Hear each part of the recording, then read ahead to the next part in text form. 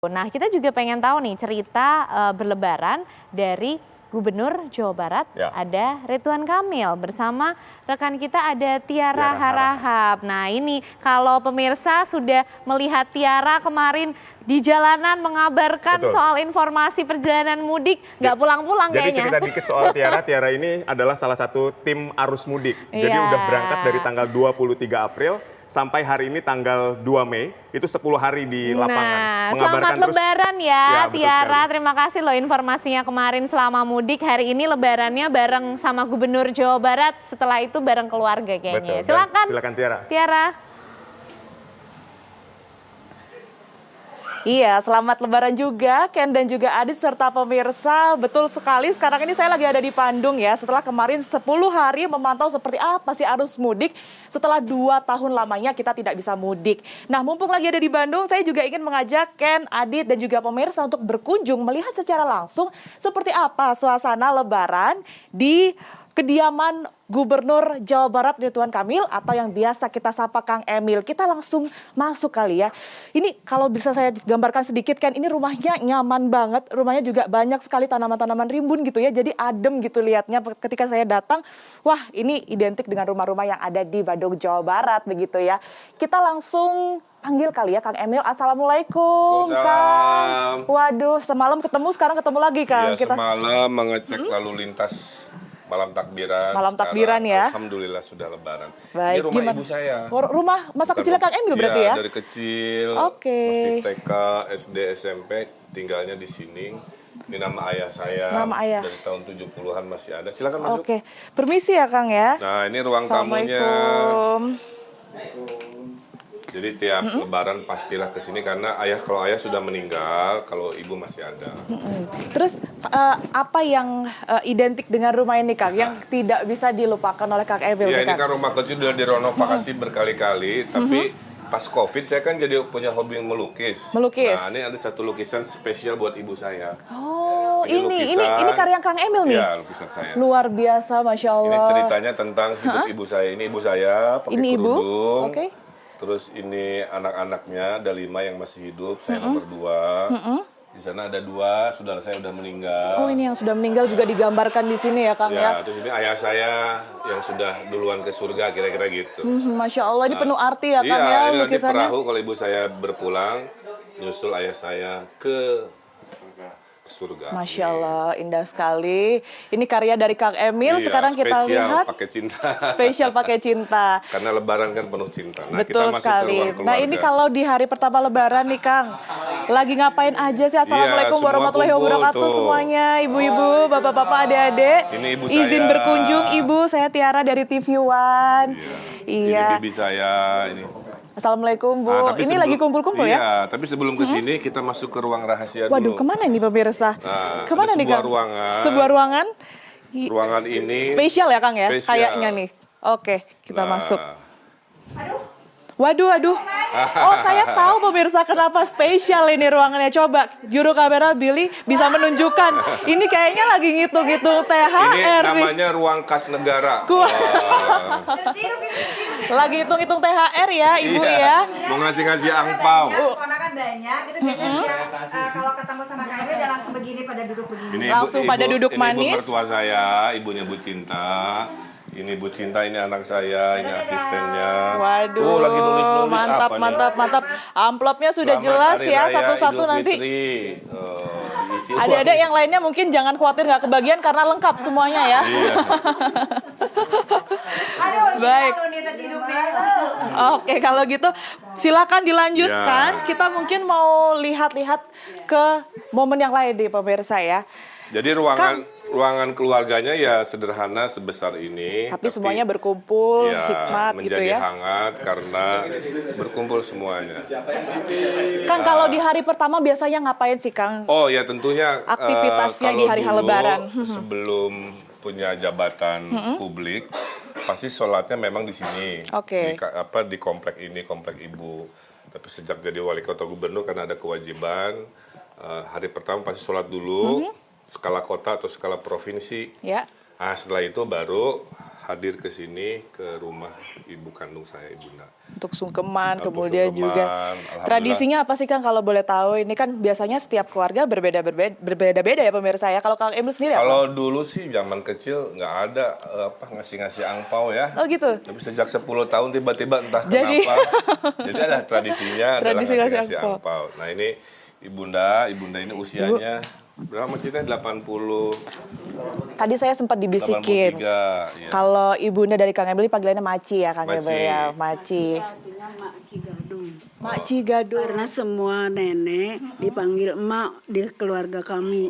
Karena tinggalnya Cigadung, jadi Maci. Mak Cigadung. Maci itu artinya Mak Cigadung. Kalau yang tinggalnya di Dago, Madago. Yang Kalau tinggalnya Sesuai di dengan Coblong alamatnya. jadi Maco. Maco. Macoblong, makanya Cigadung. Maci ini ikut mempersiapkan menu-menu hari ini nggak sih Maci? Kalau misalnya kita lihat kan ada menu-menu khas Lebaran gitu. Kalau Maci tahu ke favoritnya Kang Emil ini apa sih Maci? ya, pokoknya semua sudah disiapkan tanpa Maci yang menyiapkan. Ada yang bantu juga karena udah sepuh juga. Oh, Tapi oke. standar ketupat Lebaran. Ketupat selalu. Lebaran itu nggak boleh ketinggalan karena wajib sekali ya. Makci, makasih banyak. Nah, ini kita mau Tuh, Maci lihat-lihat juga dulu. dapat angpau Dapat tuh. nggak ketinggalan ya Kang ya. Ya. Oke, Kang, ini kalau misalnya ngomong soal Lebaran, seperti yang tadi sudah di-mention, ada ketupat itu, menu khas Lebaran dari keluarganya Kang Emil ini apa aja sih? Boleh lihat ya, Oh, boleh. Ibu ya? Boleh, oke. Kita langsung cari tahu. Yang khas yaitu adalah nasi kebuli. Nasi kebuli. Bikin oleh adiknya Kang Emil, udah jagoan banget. Wow. Ada nasi kebuli. Nah. Boleh dijelaskan ini apa aja Kang yang menjadi menu favorit? Pastilah ya, di seluruh rumah-rumah tangga di Indonesia, yang sederhana maupun mewah, tetap harus ada namanya Menu opor ayam. wajibnya. Betul, betul. Ketupat, opor ayam itu udah berjodoh ya, udah Wajib tidak mungkin ada ya. terpisahkan. Lain-lain sederhana ada rendang, kemudian karena adik saya hobi bikin nasi kebuli ya, ada tambahan nasi kebuli dan suasana, yang penting kan suasananya. Suasananya, kebersamaannya. Saya yakin di kampung, di kota, di mana-mana menu ini pasti hadir. Pasti Setahun hadir. sekali hanya Iya. di Lebaran. Ini dipersiapkannya sama Ibu langsung atau gimana, Bu? Ini sama Maci. Sama Maci. Maci, ya. Jadi Dari resepnya tim, ya. ini sebenarnya resep rahasia dari Maci ya? Iya, ini resepnya Oke. Maci tadi. Baik, kalau gitu. Nah, ini ngomong-ngomong menu, biasanya kalau misalnya setelah sholat, sungkeman apa langsung dihidangkan atau seperti apa ini? Oh enggak, kita biasanya kan sholat masing-masing dulu Mm-mm, kan. Masing-masing ada, kami tuh tadi di Gasibu kan. Nah dari Gasibu terus kemudian langsung ke sini. Jadi memang makan pertama itu biasanya di mertua atau di mamahnya Kang Emil dulu. Nah di situ sudah ada saudara-saudara, sepupu-sepupu ya, kakak beradiknya Kang Emil. Kita ke sini dulu, nanti baru bergantian Ya. dari sini ke orang tua Jadi saya.